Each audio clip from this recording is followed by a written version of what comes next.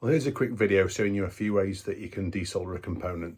So if you've got a circuit board with a component that's faulty, or you've put the wrong component into a circuit board and you need to get it out, I'm going to show you a couple of different ways that you can get those out, from very easy to very hard, depending on which tools you have, depending on the type of circuit board, and I'll show you that now. Right, so you've got a circuit board that you've got a component in, and for whatever reason it needs to come out. So it could be that it's a faulty component or it's the wrong component. You need to get that thing out of there.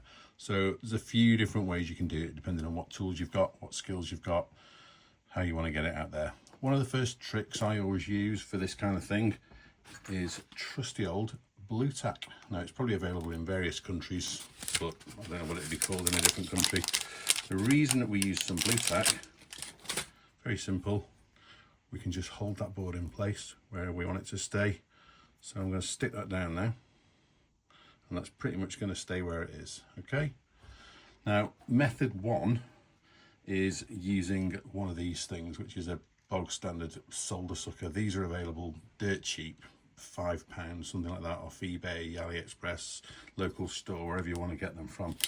And to use one of them, you'd use a normal soldering iron. Make sure it's clean, and basically heat up the component like so, and then as soon as it's hot, you try and kind of suck this stuff off. It's not great, as you can see. It's not a great finish. So if I just try and show that, it's not even taking the solder off at all. Pretty poor. Okay, so I generally don't use one of these, but if all you've got, that's all you've got. Another option is this stuff, which is desoldering wick. The way this works is it's basically copper, and solder really wants to go into that.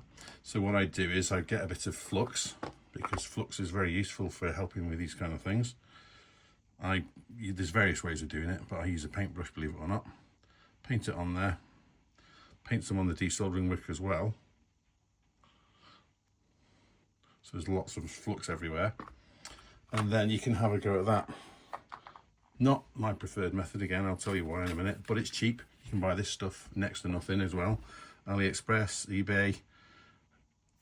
It'll have a go at getting some of the solder off. When you see it you'll see it trying to go into the solder,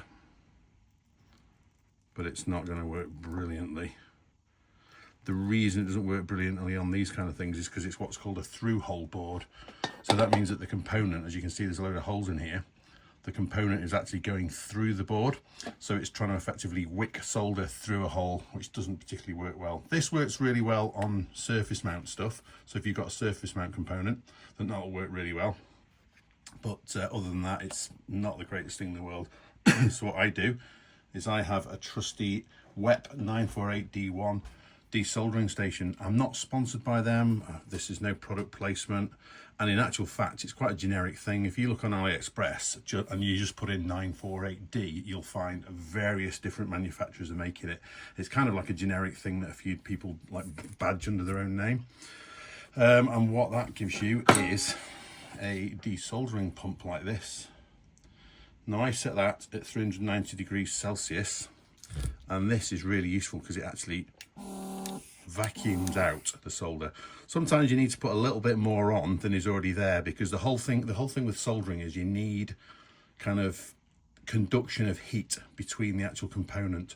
So if there's not a lot of solder on there to begin with, then there's nothing really for the soldering head to actually kind of get hold of and conduct heat to. So sometimes it actually makes sense to actually add a bit more solder, and then once you've done that,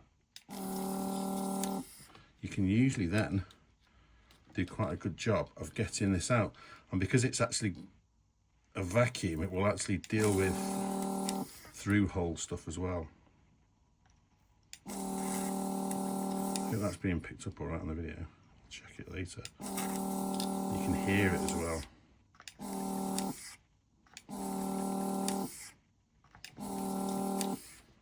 Now these things are about £110. They're not cheap, but if you're going to be doing a lot of soldering, they are useful. And that literally comes out as easy as that. And this, I don't know if you can see, but the actual holes are clear as well. So you could put new components straight in there, no problem. Doesn't always come out as cleanly as that. Sometimes what I end up doing is desoldering it as best I can.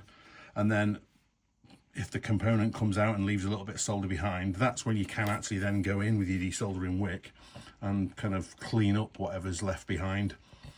So it's just, with all these things, it's just a case of practicing. Practice on a scrap board if you've got one before you start trying to do anything on a proper board that's going to cost you some money. Practice with your soldering, with your desoldering, just practice. And then the more you do, the more confident you'll get. And to be honest, there's not really that much to it. It's just a case of practicing and seeing what works for you. So I hope that video has been of some use to you. If it has, then I'd really appreciate a like. And if you want to subscribe for more of this content, then who knows, I might be doing some more in the near future. And as always, if you put any comments below, I'll do my best to answer them.